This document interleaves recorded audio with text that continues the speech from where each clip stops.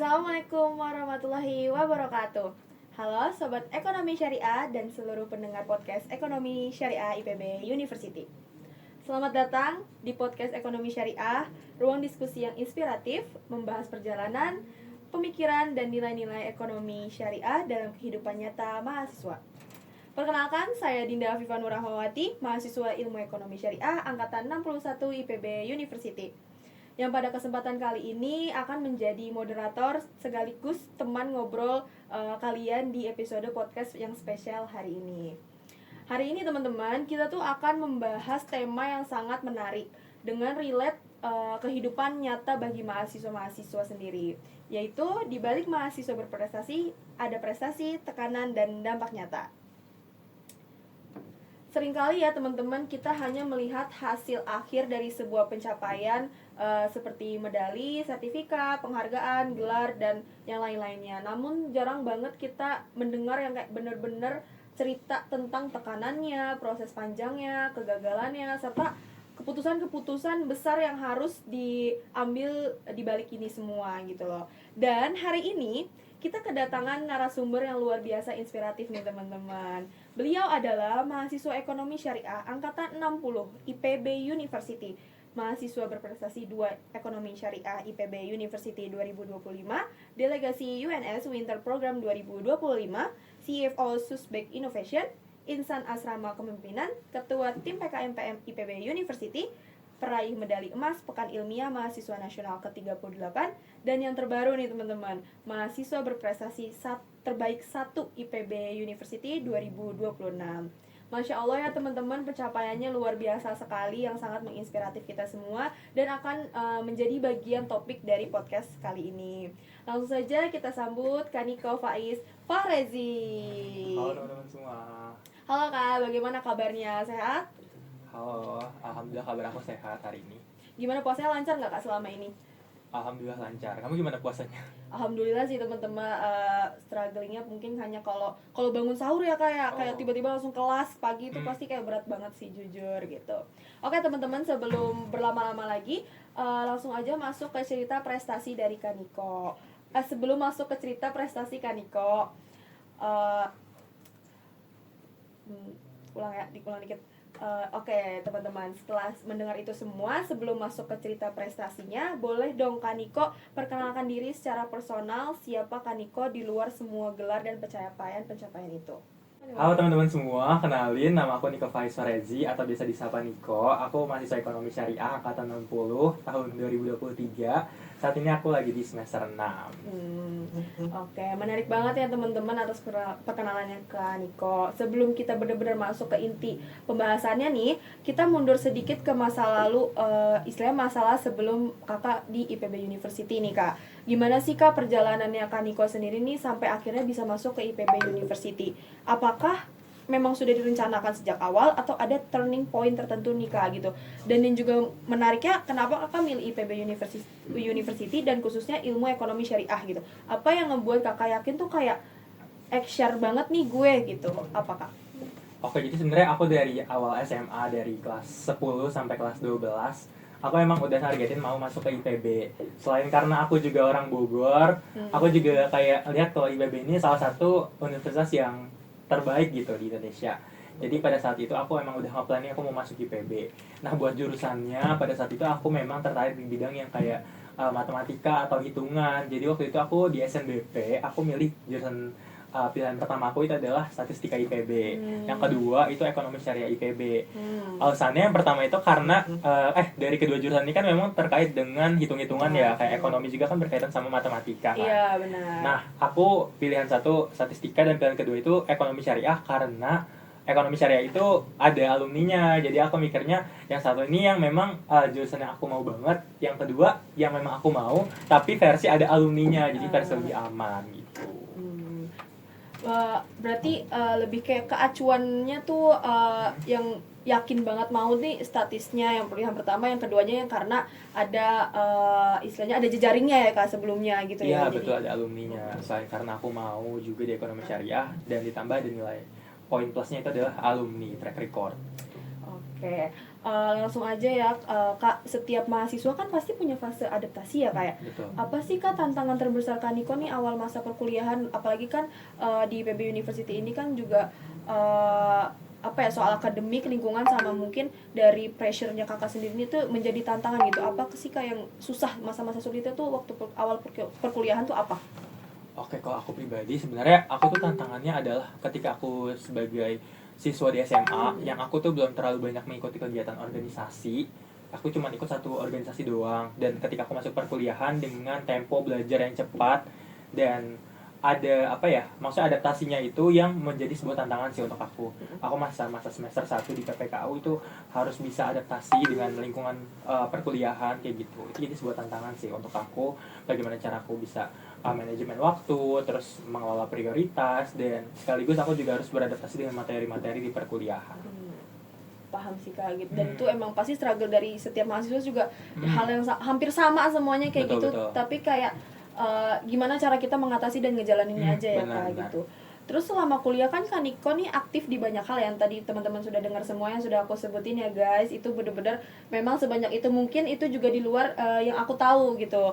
Dari organisasi sampai ke kompetisi. Pernah nggak sih Kak merasa overwhelmed gitu, kayak gimana cara ngelolanya, atau kayak capek terus harus gimana ya ke depannya, tapi badan lagi sakit atau masih nggak kuat, tapi kakak harus ngejalanin itu semua gitu. Gimana sih Kak caranya untuk bisa semangat gitu? Oke, aku juga sering banget yang ngalamin masa-masa overwhelm kayak gitu. Ketika aku harus kayak ngimbangin kuliah, iya, terus ngikut kegiatan di luar juga iya. Jadi lumayan sering sih ngerasa overwhelm juga. Tapi kalau dari aku, kadang aku melakukan sebuah aktivitas yang kadang aku sukai, atau enggak kayak self reward gitulah ibaratnya. Ya, paham, Ya paham, contohnya paham. misalkan kayak ya contohnya beli makanan yang kalian suka, itu salah satu bentuk self reward untuk diri aku gitu.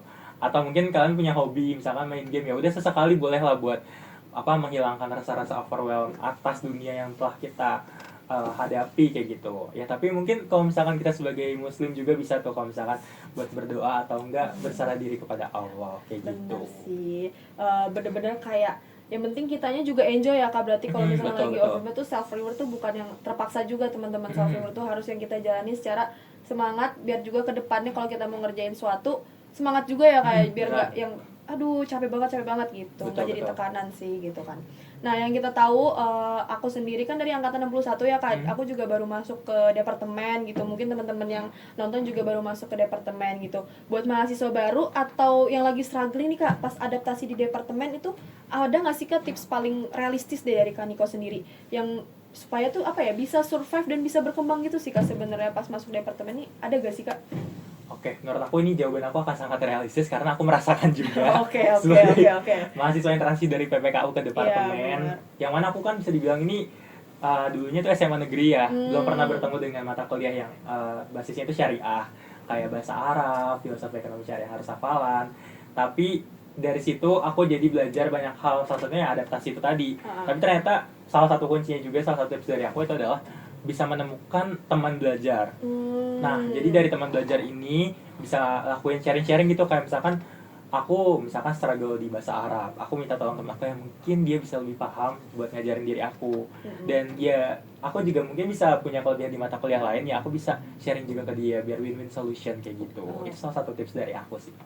Mungkin itu berdampak juga guys ke ke lingkungan kita. Istilahnya punya temen yang masih bisa ngebantu kita itu adalah salah satu kita enjoy juga di masa kuliahnya ini teman-teman, biar kita tuh nggak kesusahan sendiri. Jadi kita punya jawaban dari pertanyaan-pertanyaan yang kosong di kepala kita ya kayak gitu.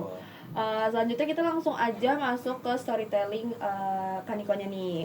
Sekarang kita masuk ke cerita perjuangan sih Kak sebenarnya. Kalau boleh diceritain nih Kak, bagaimana perjalanan Kaniko sampai akhirnya tuh bisa meraih medali emas di Pekan Ilmiah Mahasiswa Nasional ke-38. Apa sih Kak titik paling berat dalam proses itu? Ada nggak sih Kak titik beratnya? Oke, kalau PIMNAS 38 itu sendiri kan berawal dari PKM ya. Aku ngambil PKM PM. Itu kita harus nge-build tim dari awal, dari fase proposal, pendanaan, fase pelaporan, PKP 2 presentasi, dan PIMNAS secara offline yang kebetulan waktu itu di Makassar di Universitas Hasanuddin. Sebenarnya tantangan terbesarnya itu adalah karena itu basisnya adalah tim, jadi kita harus bisa kerja sama tim tentunya, dan harus bisa mengkolaborasikan kelebihan satu sama lain. Misalkan ya aku misalkan lebih memiliki kelebihan di yang A, ya ntar temen aku yang di B, jadi kita harus bisa mengkombinasikan, mengkolaborasikan satu sama lain biar terbentuk sinergi kayak gitu. Itu sih menurut aku ya salah satu tantangan, biar satu visi juga lah ibaratnya. Iya benar sih, benar-benar itu salah satu yang kayak apa ya, perjalanannya juga nggak gampang nggak sih Kak sebenarnya masuk Betul. Pimnas itu kayak susah strugglingnya, apalagi banyak kepala dijadikan satu ya Kak istilahnya, dan itu jauh juga gitu. Dalam perjalanan itu juga ada nggak sih Kak keputusan-keputusan yang kayak serius banget nih harus diambil, mungkin mengorbankan waktu, kenyamanan, bahkan kayak Kakak misalkan kayak nongkrong sama temen jadi kepotong, atau hal-hal lain jadi kepotong, atau kumpul sama keluarga kepotong. Apa sih Kak keputusan yang paling mengubah hidup Kakak tuh, yang bisa jadi kayak join Pimnas atau menjadi Mapres yang lain-lainnya? Oke, kalau dari aku pribadi sebenarnya aku memang punya prinsip sih sebagai mahasiswa juga. Aku memang punya target, ya intinya aku bisa memiliki rekam jejak di bidang prestasi yang bisa bermanfaat juga kepada orang lain dalam bentuk menginspirasi kayak gitu sih. Itu salah satu prinsip yang aku tanamkan. Jadi aku dari prinsip tersebut aku juga harus bisa fokus gitu dalam mencapai hal tersebut. Salah satunya ya mungkin sisi negatifnya adalah harus mensubstitusi hal-hal seperti ya bermain, terus ketemu kayak nongkrong sama teman, atau bahkan aku jadi jarang pulang gitu buat ke rumah karena ada kegiatan di kampus gitu sih. Paham sih Kak, tapi sejauh ini Kakak enjoy nggak dengan menjalani hidup dan prinsip-prinsip Kakak hidup sendiri, kayak hidup kayak maksudnya di sini jauh dari orang tua, terus menaungi banyak organisasi dan kompetisi tuh, menurut Kakak itu enjoy nggak Kak? Tentunya enjoy sih, karena aku juga alhamdulillah aku juga lingkungan aku cukup suportif juga, baik itu dari teman terdekat, terus teman di departemen, atau bahkan teman di luar departemen yang sangat suportif gitu. Jadi saling memotivasi satu sama lain biar bisa mencapai tujuan masing-masing sih. Aku juga bersyukur akan hal tersebut. Alhamdulillah ya Kak, untungnya lingkungannya Alhamdulillah. baik-baik dan mendukung gitu ya Kak, Betul, bukannya betul. toksik gitu teman-teman. Betul. Sebenarnya ini aku pengen nanya satu hal yang mungkin sering ditanyakan oleh teman-teman juga ya, para mahasiswa gitu. Apakah prestasi sebanyak itu nih Kak, itu tuh mempengaruhi akademik Kakak nggak sih Kak? Kayak dia jadi turun, stabil, atau mungkin justru meningkatnya tuh melejit gitu loh Kak. Kayak ada nggak sih Kak signifikannya gitu? Oke, jadi kalau misalkan kita aktif kegiatan di luar, ya terkait dengan kuliahnya ya, itu harus bisa manajemen waktu sih. Ya intinya pasti ada yang harus disubstitusi. Mungkin teman-teman di luar sana banyak kegiatan, tapi jadi kuliahnya jadi nggak fokus. Nah sebenarnya tuh kita kan sebagai mahasiswa itu harus bisa memprioritaskan kuliah terlebih dahulu, baru mengikuti kegiatan di luar. Jadi teman-teman harus bisa memprioritaskan kuliah teman-teman dulu, baru habis itu ikut kegiatan di luar. Ya contohnya kayak kegiatan di luar, mau ikut lomba atau organisasi, itu tentu jelas dari perkuliahan pasti akan menambah kesibukan ya, buat kita bisa explore kegiatan di luar. Tapi ya teman-teman kalau merasa kayak itu mengganggu akademik teman-teman, please teman-teman harus tahu batasan teman-teman. Jangan sampai teman-teman malah kayak hilang dan miss gitu perkuliahannya karena teman-teman terlalu aktif di luar. Itu sih. Yang penting tuh yang utama tuh tetap akademik ya Kak, jangan Harus sampai balance, ya. akademiknya malah kegeser gitu loh sama hal-hal betul. yang kita prioritasi juga sebenarnya gitu. Dan dari semua itu pencapaiannya Kak Niko, ada pencapaian yang besar banget nih Kak, dua. Aku sebenarnya pengen nge-spotlight ini aja sih Kak gitu. Pimnas dan mahasiswa berprestasi IPB University gitu. Ada nggak sih Kak perbedaan tantangannya gitu dari kompetisi? Kan tim nih, dari yang tadi kita omongin ya Kak, Pimnas kan tim, sedangkan Mapres ini kan individu. Ada nggak sih Kak perbedaan tantangannya itu dari keduanya gitu? Apalagi kan mungkin gap kegiatan itu nggak begitu jauh ya Kak. Ada nggak sih tantangan yang kayak dari kakaknya sendiri gitu? Oke, tentunya tantangannya jelas ada ya. Setiap kegiatan pasti ada sebuah tantangan dan ada pelajarannya juga. Kayak kalau Pimnas itu kan bentuknya itu adalah tim ya, dari tim PKM. Itu karena bersama tim, jadi ya tantangannya adalah kita harus bisa kerjasama satu sama lain mencapai visi kita yang kita tentukan sejak awal. Itu tantangannya. Dan yang kedua, kalau yang Mapres itu tantangannya daripada diri sendiri. Yang mana kan kalau ini lebih ke individu ya. Jadi bagaimana cara kita bisa memaksimalkan potensi yang kita miliki atas diri kita sendiri gitu untuk melakukan rangkaian seleksi di Mapres itu sendiri. Mungkin tantangannya lebih ke individu dan tim aja sih, bagaimana cara kita bisa memanage hal tersebut kayak gitu. Paham sih Kak, apalagi mungkin itu juga menjadi hal baru nggak sih Kak, kayak ikut Timnas dan Mapres itu jadi masih banyak belajar juga ya Kak tentang hal itu betul, gitu. betul. Terus kalau misalkan setelah meraih gelar Mapres ini terbaik 1 IPB 2026 nih Kak, ada nggak sih Kak yang berubah dalam hidup Kaniko juga gitu? Atau dari dalam diri Kaniko atau lingkungannya ataupun yang lain gitu? Ada beban baru kah? Atau ada tanggung jawab yang lebih besar kah? Atau ada tekanan lain gitu sih Kak dari semenjak Kakak mencapai ini gitu? Tentunya ada perubahan baru ya, karena menjadi mahasiswa berprestasi di IPB juga itu tandanya ada sebuah tanggung jawab dan amanah baru yang memang diberikan kepada para mapres itu. Dan ya jadi mungkin dari saat ini juga aku juga menjadi sebuah tanggung jawab juga sih untuk diri aku selama di perkuliahan, karena mengemban representatif bagi para mahasiswa juga seperti itu. Bener-bener yang kayak berpengaruh juga sebenarnya Kak, setelah mencapai itu bener-bener berubah. Tapi berubahnya total banget gak sih Kak sebenarnya kalau kayak gitu? Kayak dari diri Kakak dan lingkungannya berubah banget gak Kak? Sebenarnya tidak terlalu yang banyak berubah ya, mungkin karena dilihatnya karena punya tanggung jawab yang lebih gitu, karena diamanahi sebagai mapres, jadi ya terkadang ya ada tapi ya tidak berubah begitu banyak sih.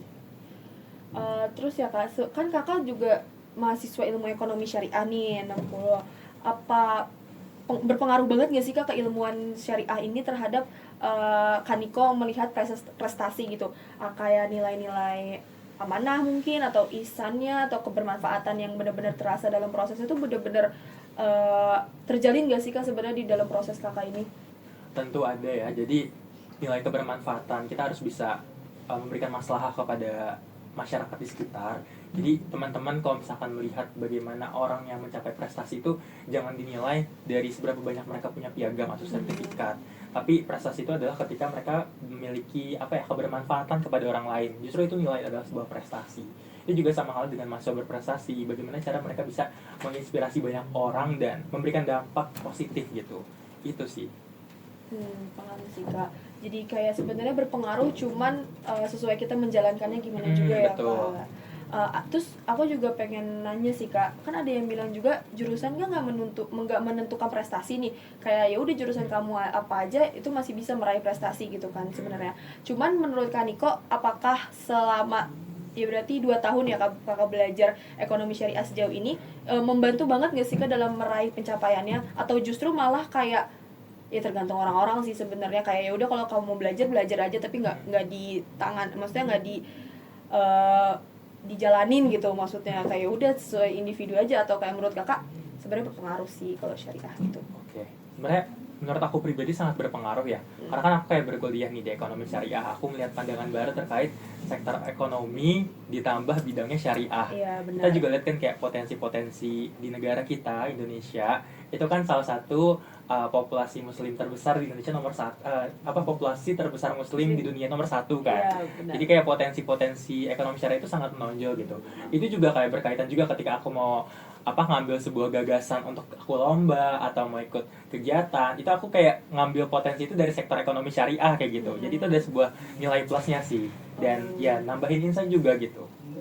Bener sih, balik lagi ke emang sebenarnya sesuai individu, cuman cara Betul. pandang kita juga ya Kak ke depannya Iya, soal syariah tuh gimana. Mungkin di masa depan nanti syariah ini impactnya besar juga, apalagi di Indonesia yang muslimnya banyak juga, atau di dunia lah istilahnya gitu ya Kak. Betul.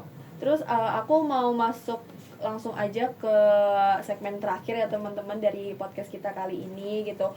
Sebenarnya kita gak perlu yang serius-serius banget, cuman aku butuh jawaban paling jujur dari Kaniko sendiri nih. Sebagai mahasiswa berprestasi terbaik 1 IPB University 2026, apa sih Kak insight terbesar Kaniko tentang dunia akademik yang jarang orang tahu? Ada gak sih Kak kayak yang menginspirasi kita, atau misalkan suatu hal yang kayak kita jangan sampai miss deh dengan hal ini gitu? Ada gak sih Kak? Oke, buat hal yang jangan sampai miss itu adalah ketika teman-teman lagi di masa perkuliahan, teman-teman harus tahu big why teman-teman menjalani perkuliahan ini untuk apa. Kayak goals teman-teman at the end itu mau apa. Misalkan ya tujuan akhir itu dipetakan gitu. Jadi step by step time bound-nya itu ada. Kayak step 1 mau apa, step 2 mau apa, step 3 mau apa, dan at the end teman-teman mau mencapai ini. Itu harus ada. Jadi kenali diri dulu, diri teman-teman terlebih dahulu. Mungkin bisa contohnya misalnya explore kegiatan, terus teman-teman bisa substitusi, oh kegiatan ini yang cocok, dan dari situ teman-teman bisa fokus terus-terusan kayak step by step milestone-nya jelas, jadi teman-teman bisa mencapai tujuan akhir teman-teman kayak gitu. Itu sih yang menurut aku adalah suatu hal yang penting juga untuk mahasiswa.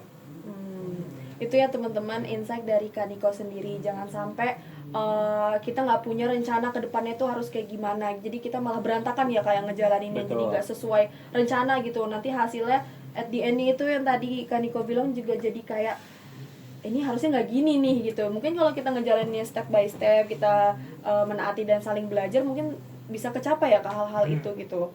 Betul. Kalau boleh kasih saran nih Kak ke mahasiswa IPB University ataupun mahasiswa yang sedang menonton podcast ini, apa satu hal yang harus mulai dibangun Kak dari sekarang? Biar tuh kita semua nih berani gitu Kak buat berproses. Kan mungkin ada yang kayak struggling, kayak kayaknya kalau gue mulai ini kayaknya nggak bisa deh gitu, atau ketahan karena ada beberapa hal gitu. Apa sih Kak yang kayak harusnya coba dulu aja nih dari awal nih hal ini gitu? Apa sih Kak? Oke, kalau dari aku pribadi, pertama-tama teman-teman harus bisa mengenal diri teman-teman terlebih dahulu sih, yang aku sampaikan sebelumnya. Jadi ketika teman-teman tahu sebenarnya background teman-teman itu, minat dan bakatnya itu lebih ke apa, jadi dari situ teman-teman bisa ngefokusin, ya udah itu adalah yang ingin teman-teman raih kayak gitu. Ya contohnya ya teman-teman bisa ikut banyak kegiatan dulu. Kalau aku contohnya ya ikut banyak kegiatan, terus aku lihat sebenarnya yang cocok untuk aku tuh yang mana, lalu aku fokusin, dan dari situ aku mulai kayak ya udah aku peta-petakan, at the end aku mau jadi ini, ya udah aku milestone-nya aku capai perlahan-perlahan kayak gitu. Itu yang pertama, kenali diri teman-teman terlebih dahulu. Dan yang kedua adalah punya mentor kayak gitu. Jadi selain teman-teman mencapai kayak capaian teman-teman, itu teman-teman juga pasti butuh arahan kan, kayak Iya, benar, dari benar. orang yang pasti lebih paham gitu. Jadi diarahin sama mentor-mentor teman-teman. Cara dapatnya gimana ya teman-teman, sebenarnya kayak bisa aja nih kayak nge-reach out duluan, kayak nge-DM, atau mungkin kayak teman-teman bisa lah kayak nanya-nanya pas lagi ketemu kayak gitu. Kayak contohnya misalkan aku punya plan A, ya udah aku coba tanya ke orang yang memang kakak tingkat yang punya pengalaman di bidang tersebut. Jadi aku mulai perlahan bisa tahu kayak sharing-sharing dari dia kayak gitu-gitu. Itu sih. Paham sih ya. Berarti berperan besar juga ya Kak sebenarnya kalau punya mentor tuh, kayak bisa tahu karena mereka istilahnya sudah menjalani ya kayak. Jadi kayak paham juga harusnya Betul. kayak gimana gitu-gitu. Jadi, Betul. jadi kita juga jadi bahan evaluasi kita juga ya Kak ke depannya untuk oke, mungkin kita nggak kayak gini, mungkin kita bisa lebih, atau misalkan kita bisa belajar dari kakak mentor tersebut gitu. Oh, sama ini aku juga ada saran, teman-teman juga harus bisa kayak ngebangun lingkungan yang positif juga. Lingkungan yang suportif itu juga penting. Iya, Jadi benar. satu sama lain tuh Setuju, kayak setuju. bisa saling mendukung gitu loh dari Iya. teman-teman. Misalkan punya teman yang memiliki apa ya, kayak visi yang sama, terus bisa saling support satu sama lain kayak gitu. Dan yang terakhir, ini yang paling penting, itu adalah berdoa sih. Jadi dibanding kita udah Utama sih berusaha, ya apa, di samping kita udah berusaha, kita harus bisa kayak mendekatkan diri juga kepada Allah gitu, berdoa salah satunya kayak gitu. Terus kayak minta doa restu juga ke orang tua. Ya, itu juga penting. Itu penting banget sih kayak kalau Betul. kalau kita ngejalanin tanpa restu orang tua juga kayak hati nggak tenang nggak sih Kak kalau misalkan Benar. ngejalanin itu masih ada yang ngegantung gitu, masih ada yang belum, kayaknya ada satu ucapan yang kayak masih belum terlaksanakan gitu kalau misalkan belum ngomong ke orang tua ya Kak gitu. Betul. Nah yang terakhir nih Kak, apa sih Kak mimpi Kakak yang belum tercapai sejauh ini gitu? Setelah Mapres 1 kan istilahnya itu udah termasuk besar ya Kak. Mungkin untuk aku dan teman-teman semua itu udah termasuk besar, tapi mungkin bagi Kaniko itu masih awal dari semuanya gitu. Apakah ada target yang nasional atau internasional, atau mungkin impact sosial yang lebih besar gitu, kayak mungkin Kaniko ngejar stasiun TV atau media-media sosial yang lainnya gitu untuk bisa melirik Kaniko gitu loh. Ada nggak sih Kak mimpi yang belum tercapai? Oke, kalau dalam waktu dekat sebenarnya impian aku, cita-cita aku dalam waktu dekat itu adalah pengen ini sih, memberikan hasil yang terbaik untuk membawa nama baik IPB di Pilmapres Nasional, karena insya Allah juga seleksinya dalam waktu dekat juga, beberapa bulan ke depan kayak gitu. Dan aku juga minta doanya untuk teman-teman bisa membantu doa juga agar aku bisa memberikan yang terbaik gitu untuk amin IPB. ya teman-teman. Itu dalam waktu dekat. Kayak gitu sih. Bantuin kan ya teman-teman, semoga lancar gitu loh.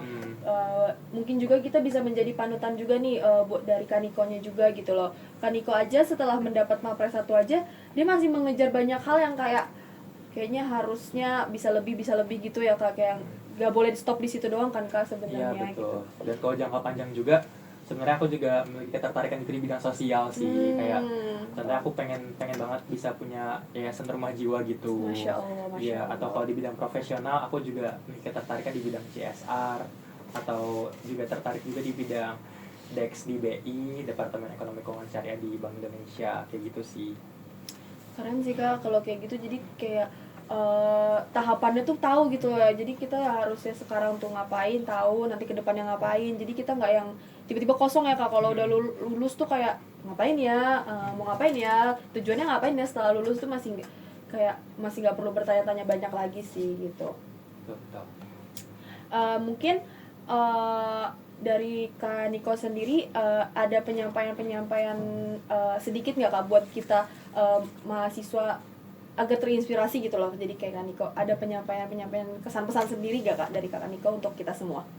Oke, sekali lagi aku tekankan kepada teman-teman, semua orang itu memiliki minat dan bakat yang berbeda-beda. Jadi teman-teman harus bisa fokus on your own lane gitu. Jangan sampai teman-teman terdistraksi atas orang lain gitu. Jadi fokus saja kepada diri teman-teman, capai yang memang sekiranya itu adalah target teman-teman gitu.